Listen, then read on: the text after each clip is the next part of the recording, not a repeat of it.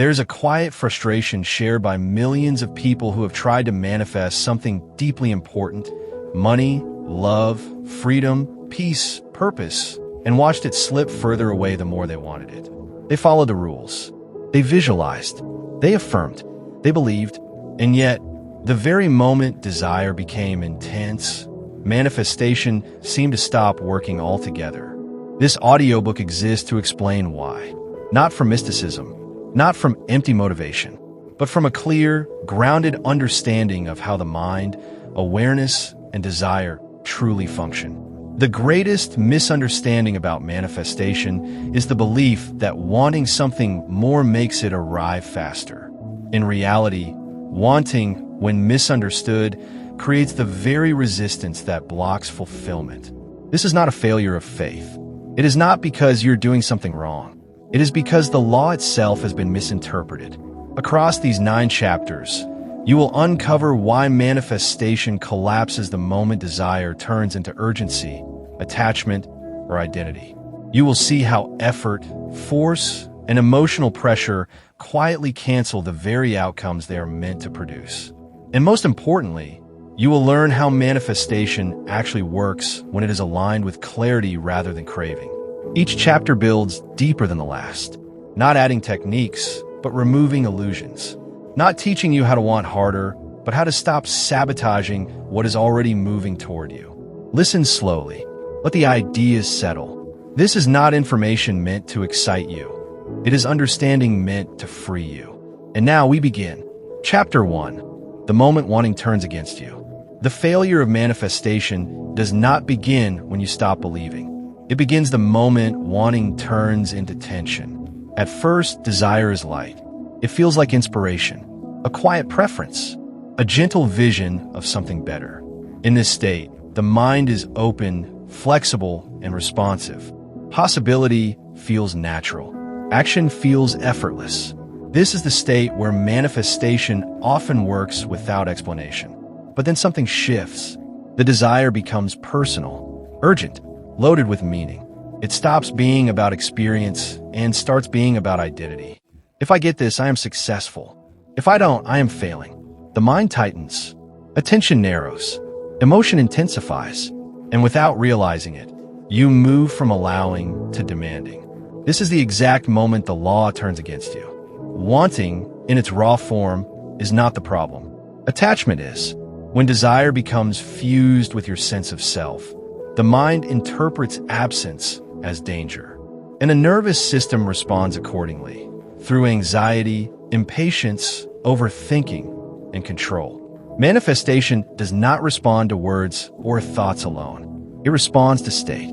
And the state of desperate wanting is not one of creation. It is one of lack. When you want something intensely, you are unconsciously affirming that you do not have it now. That may sound obvious, but psychologically it is powerful.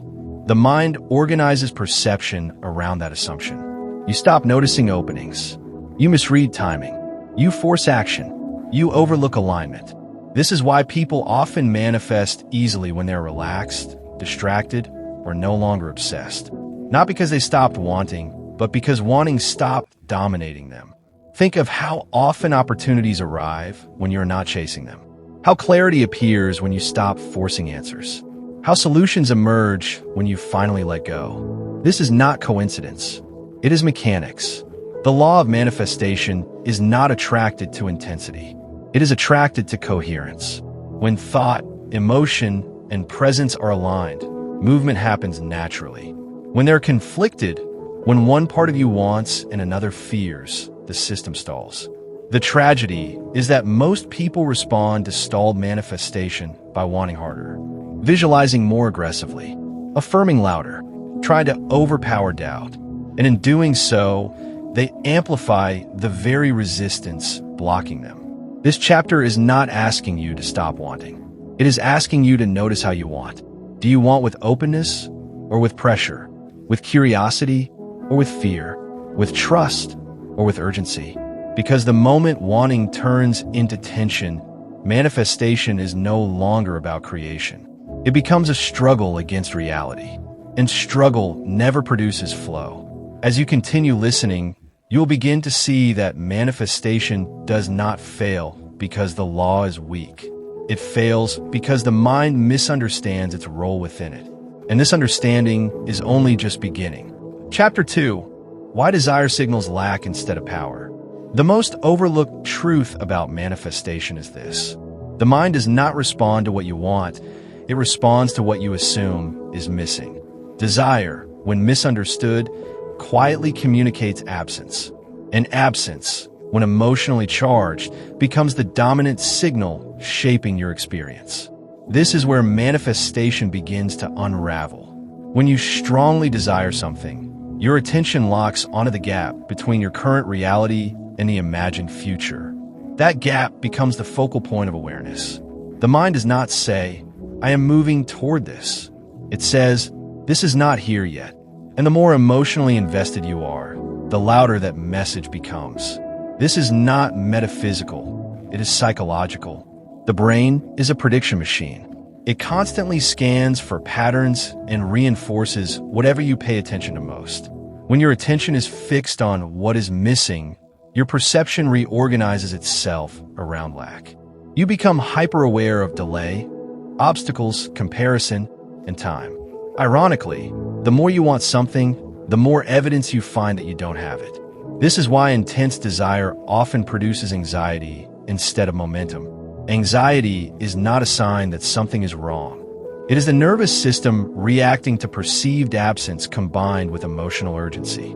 In manifestation culture, desire is often framed as fuel, but fuel only works when the engine is stable. When desire overwhelms regulation, it destabilizes action. Consider how children learn. A child who wants to walk does not obsess over walking. They attempt, fall, laugh, and try again. There is desire, but there is no identity attached to success or failure. There is no internal narrative of lack. And because of that, learning flows. Adults lose this natural relationship with desire. We tie outcomes to worth. We turn goals into proof. We make timelines emotional. And suddenly desire is no longer playful. It is heavy. Manifestation collapses under heaviness. The law does not reward intensity of wanting. It responds to assumed availability. When something feels possible, normal, and accessible to your system, your behavior subtly aligns with it. You take different actions. You notice different cues. You make different decisions without force. But when something feels distant, unlikely, or conditional, the body tightens. The mind overplans.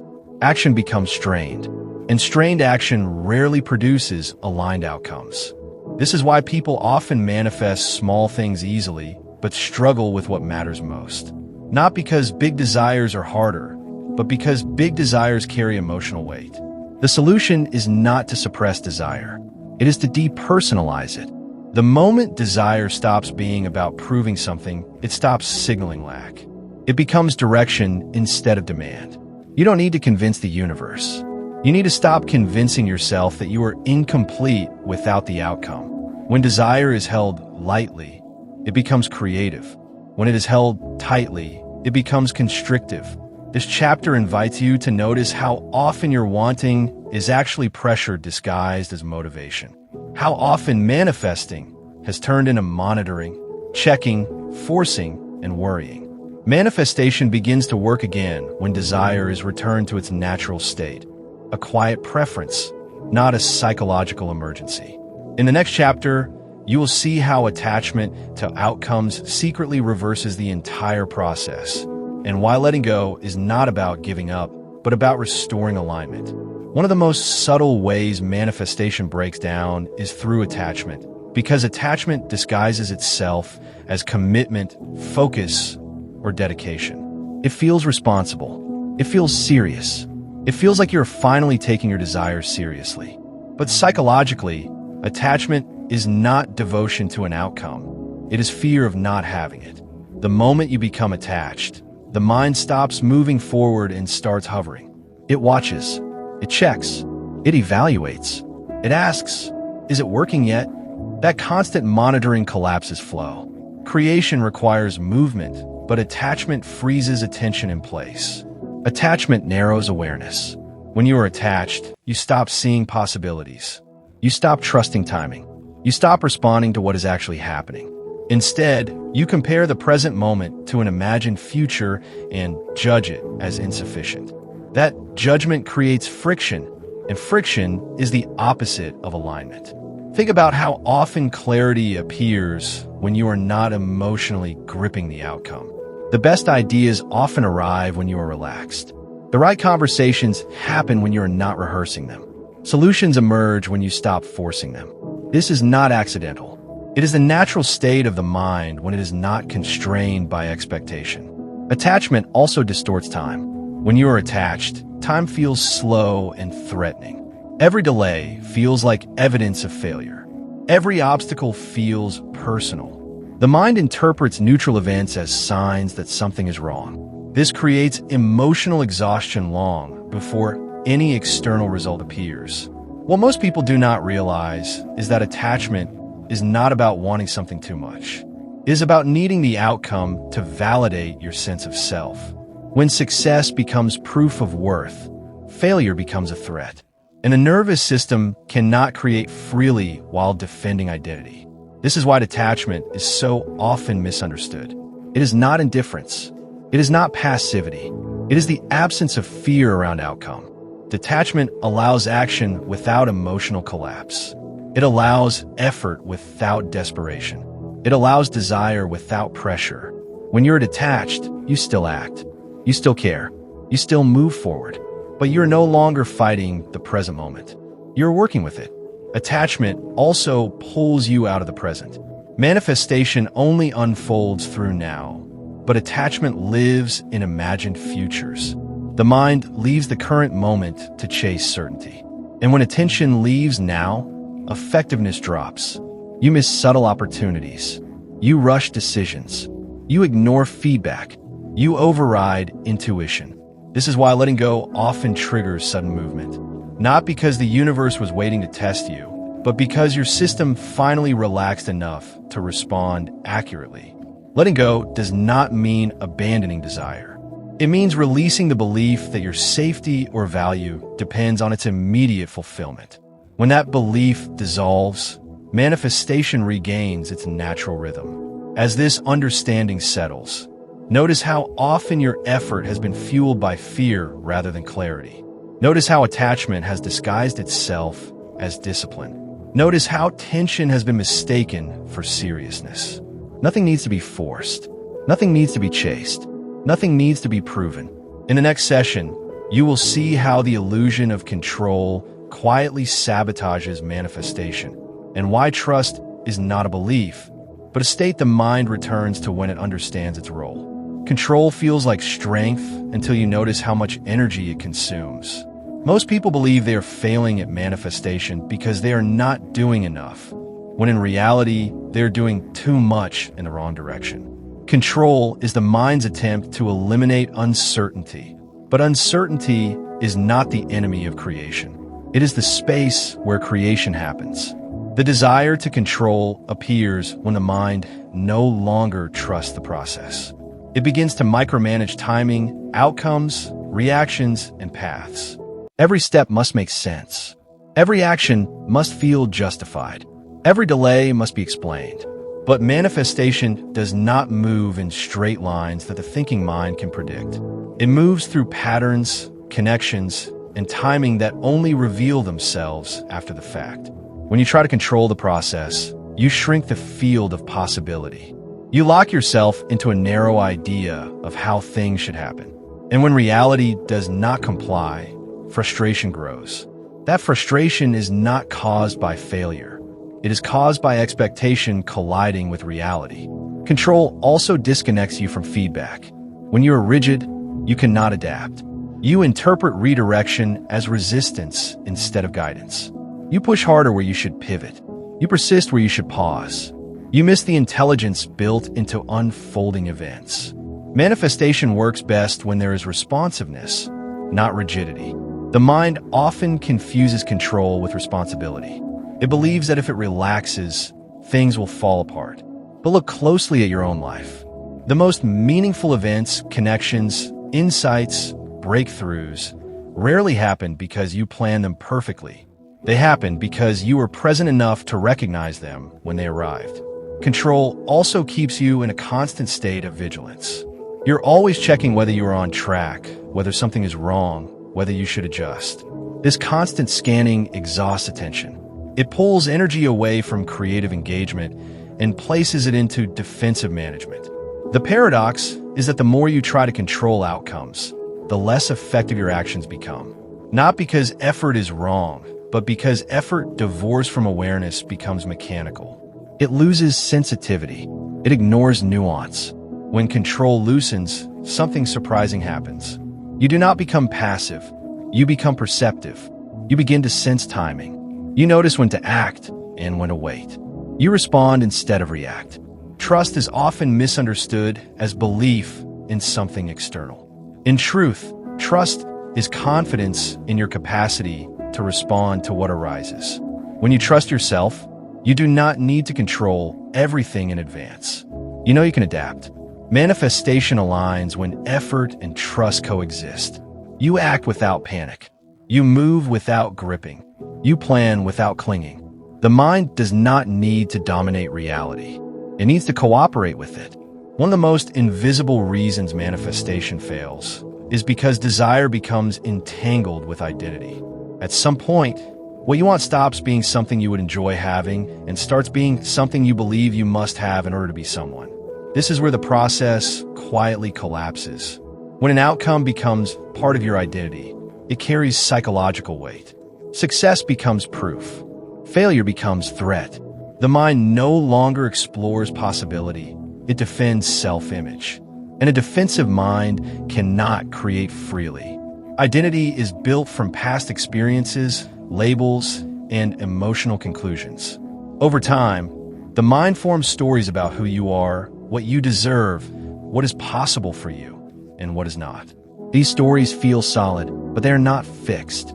They are interpretations that have been repeated long enough to feel true. When you attempt to manifest something that challenges your identity, resistance appears. Not because the outcome is wrong, but because it conflicts with who you believe yourself to be. The mind hesitates. Doubt creeps in. Behavior subtly contradicts intention. For example, if you identify as someone who struggles financially, abundance feels unfamiliar. It feels unsafe. The mind may want it consciously, but unconsciously it resists it. Familiar struggle feels safer than unfamiliar ease. This is why manifestation often works for things that do not threaten identity and fails for things that would require internal redefinition. The mind protects identity because identity feels like survival. Even when identity is limiting, it is known. And the mind prefers the known over the unknown. Wanting something that contradicts identity creates internal conflict. One part of you reaches forward while another pulls back. That split drains energy. Action becomes inconsistent. Momentum stalls. This is not self-sabotage in a moral sense. It is self-protection. Manifestation requires coherence. When thought, emotion, and self-image point in different directions, movement slows. When they align, outcomes unfold naturally. The solution is not to force a new identity. It is to loosen the grip on the old one. You're not your past.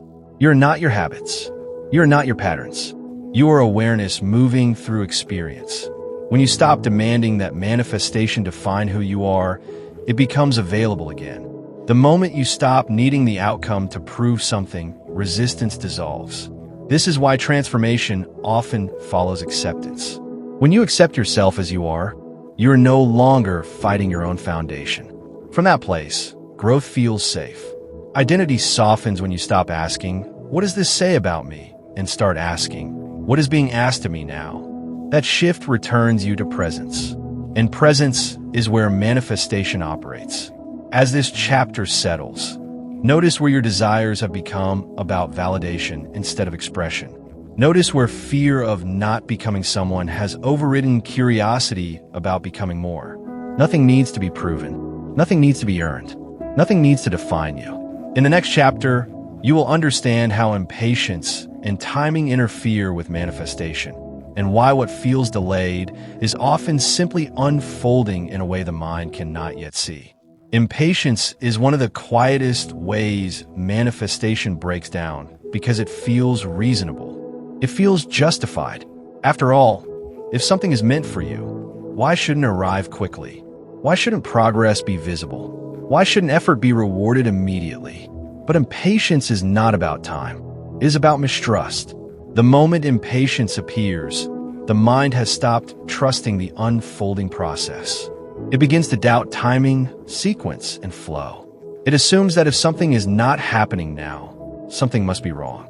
That assumption changes your internal state, and manifestation responds to state, not intention. Impatience creates pressure. Pressure creates urgency. Urgency narrows perception, and narrow perception blocks alignment.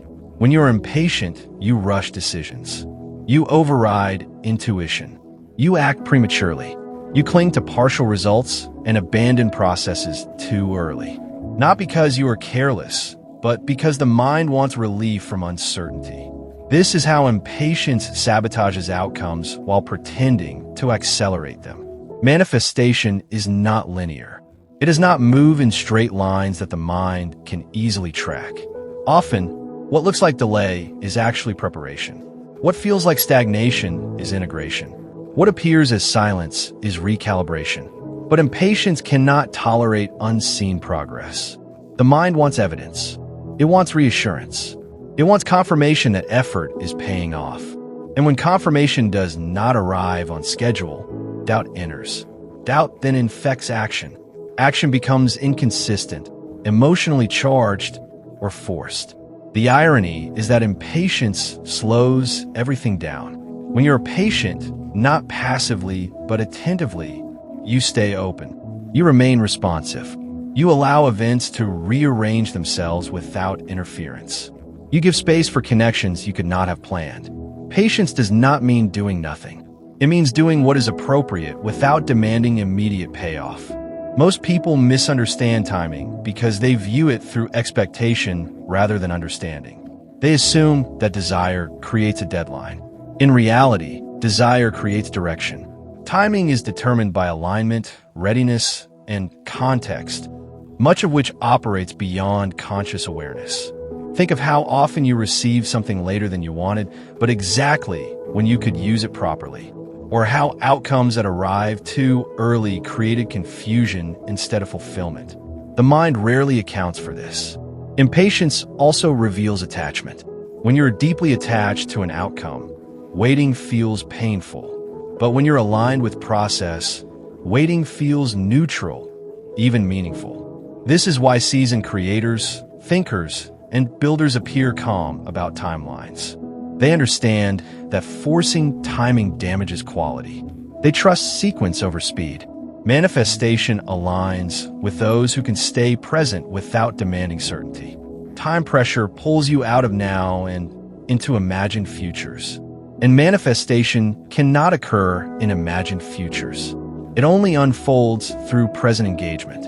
When impatience dissolves, something remarkable happens. Energy stabilizes. Attention deepens. Action becomes cleaner.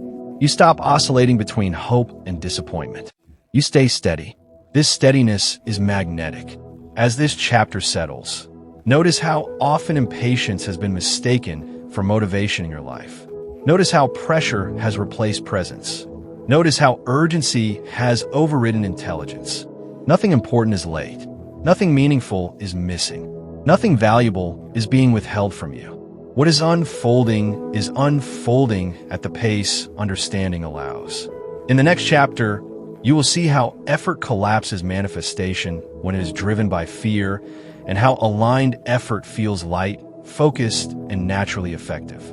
There's a point where effort stops helping and starts interfering, and most people cross that point without realizing it. They believe that if something is not working, the answer must be more action, more thinking, more planning, more trying. But manifestation does not respond to volume of effort. It responds to quality of alignment. Effort driven by fear is fundamentally different from effort driven by clarity. When fear is present, effort becomes compulsive.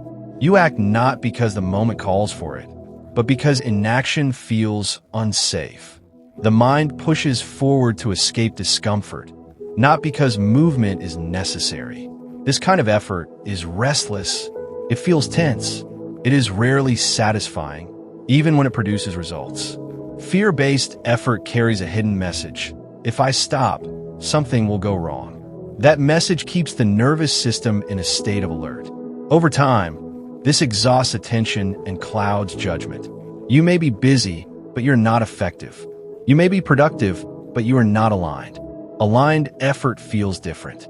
It is calm. It is deliberate. It arises naturally from understanding rather than pressure. You act because it makes sense, not because you're afraid of the consequences of not acting. This is why some people appear to do less, but achieve more. Their energy is not scattered. Their actions are not diluted by anxiety. Each step is clean. The mind often mistakes stillness for stagnation. In reality, stillness is where recalibration happens. It is where information integrates. It is where clarity forms. When you interrupt this process with constant effort, you delay insight. Manifestation requires periods of action and periods of non-action. Forcing continuous movement disrupts the rhythm. Effort also becomes counterproductive when it is used to control outcomes. You begin tweaking, adjusting, optimizing, and interfering. Instead of letting momentum build, you keep restarting the process. This creates the illusion of progress while preventing completion. Another way effort interferes is by replacing listening.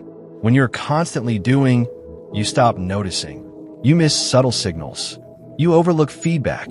You ignore internal cues that would guide you more accurately than any plan. The mind often fears slowing down because it equates motion with safety. But safety comes from awareness, not activity. When effort is aligned, it feels sustainable. You do not burn out. You do not oscillate between extremes of motivation and exhaustion. You move steadily. Aligned effort also leaves room for life to participate. When you're not forcing every detail, unexpected support appears. Conversations align. Information surfaces. Opportunities emerge. This is not because you stopped trying. It is because you stopped interfering.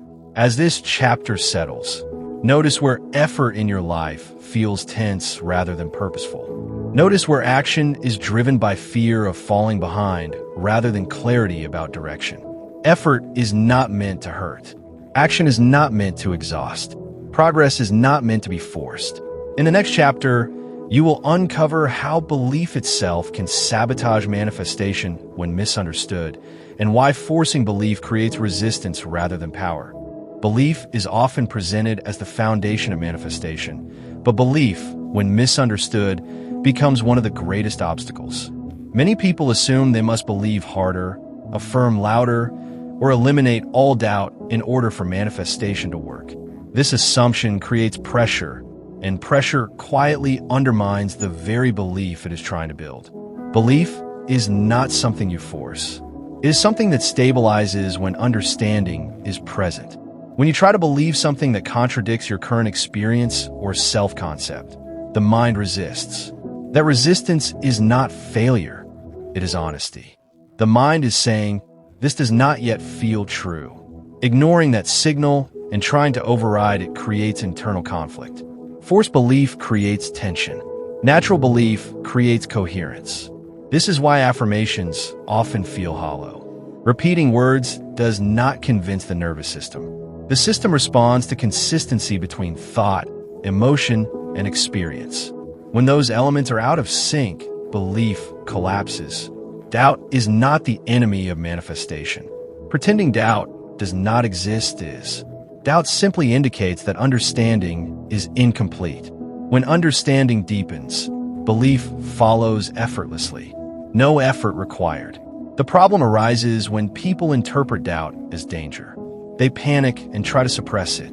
They force positivity. They shame themselves for questioning. In doing so, they create more resistance than doubt ever could. Manifestation does not require blind belief. It requires trust in process. And trust is not the absence of doubt.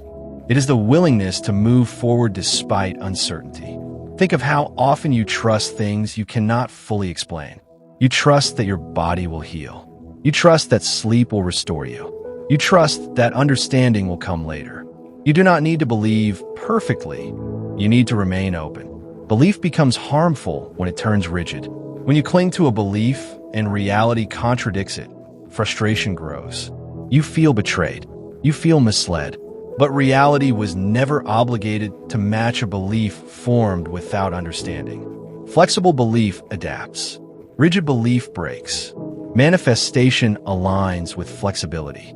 When beliefs can update, experience flows. When beliefs are defended, growth stalls. This is why the most powerful mindset is not certainty, but curiosity. Curiosity allows learning. Learning creates understanding. Understanding stabilizes belief. Belief grounded in understanding does not collapse under pressure. It does not need constant reinforcement. It feels quiet, steady, and calm. As this chapter settles, notice where belief in your life has felt forced rather than natural. Notice where fear has disguised itself as faith. Notice where pressure has replaced trust. You do not need to convince yourself of anything. You need to understand yourself more clearly. In the final chapter, everything will come together. You will see how manifestation stops failing the moment you stop wanting from lack and start living from alignment. At this stage, the pattern should feel unmistakably clear. Manifestation never failed because you lacked power. It failed because wanting quietly pulled you out of alignment with how creation actually works. The moment desire turned into pressure, identity, urgency, control, impatience, or forced belief, the process inverted itself. This final chapter is about integration, about seeing the whole mechanism at once, so deeply that you no longer need to try to manifest anything again. Manifestation is not something you do on top of life. It is something that happens when life is not being resisted. Everything you have heard across these chapters points to one central truth. Creation responds to state, not effort. The state of your nervous system, the quality of your attention, and the relationship you have with uncertainty determine what unfolds far more than techniques ever could. When you want something lightly, life responds fluidly. When you want something desperately, life stiffens. Not because life is cruel, but because desperation is a signal of misalignment. It tells the system that you believe something essential is missing now, and the system organizes around that belief. This is why wanting collapses manifestation the moment it becomes emotional survival. When the outcome becomes the condition for peace, peace disappears. And without peace, clarity fades. Without clarity, action loses intelligence. Without intelligent action, results stall. The irony is that what you want most often arrives only after you stop needing it to complete you. This does not mean giving up desire. It means removing the emotional charge that distorts it. At the deepest level, manifestation works when you stop negotiating with life and start participating in it. When you stop asking reality to prove something and start engaging with what is actually here. When you stop monitoring outcomes and start responding to moments. Alignment is not passive. It is deeply active, but without tension. Aligned action feels obvious. You know what to do next without panic. You move without overthinking. You pause without guilt. You trust without blindness. You adjust without frustration. This is the state where manifestation stops being mystical and starts being practical. You begin to notice that things arrive through ordinary channels, conversations, ideas, timing shifts, change perspectives. Not because the universe suddenly favors you, but because you're no longer interfering. The mind becomes a tool instead of a battleground. You're no longer split between wanting and fearing, hoping and doubting, forcing and resisting. That internal coherence is what allows outcomes to consolidate. Nothing here requires perfection. Doubt will still arise. Desire will still appear. Uncertainty will still exist. The difference is that you no longer interpret these as problems. You recognize them as part of movement, not obstacles to it. This is the moment manifestation stops being something you chase and becomes something that follows. You stop asking, why isn't it here yet? You start asking, what is life inviting me to respond to now? And that question changes everything. From this understanding, wanting loses its grip. Desire becomes guidance instead of demand. Goals become directions instead of deadlines. Effort becomes expression instead of struggle. The law no longer fails you because you're no longer misusing it. You're not here to bend reality through force. You are here to align with reality through understanding. And when understanding stabilizes, manifestation becomes inevitable. Not because you want it, but because you are no longer in its way. This is where the wanting ends. And this is where fulfillment begins. As this audiobook comes to a quiet close, there's nothing more you need to add to yourself, and nothing you need to remove. What has been revealed here was not a new power, a hidden technique, or a secret rule. It was a correction of a misunderstanding. Manifestation did not fail you. Wanting did. Not desire itself, but desire mixed with fear, urgency, identity, and control. You were never meant to chase life. You were never meant to strain your mind or pressure your heart into believing harder. Creation does not respond to force. It responds to alignment. And alignment happens naturally when resistance ends. If there is one truth to carry forward, let be this. Peace is not the reward at the end of manifestation. Peace is the condition that allows it. When you stop needing outcomes to validate you, you become available to receive them. When you stop measuring time emotionally, timing becomes intelligent. When you stop controlling the path, life reveals better ones. When you stop forcing belief, understanding stabilizes trust. Nothing here asks you to stop wanting. It asks you to stop wanting from lack. Desire can remain, but let it be light. Let it be curious. Let it guide rather than demand. The moment desire stops being about survival, manifestation stops failing. Return to this audiobook whenever you feel yourself tightening again. Whenever wanting turns heavy. Whenever effort turns anxious. Let it remind you that nothing is wrong, only misaligned. You are not late. You're not blocked. You're not powerless. You're simply learning how to stop interfering with what is already unfolding. Rest in that understanding. When you move forward from here, move gently. Act clearly. Trust your capacity to respond to life as it happens.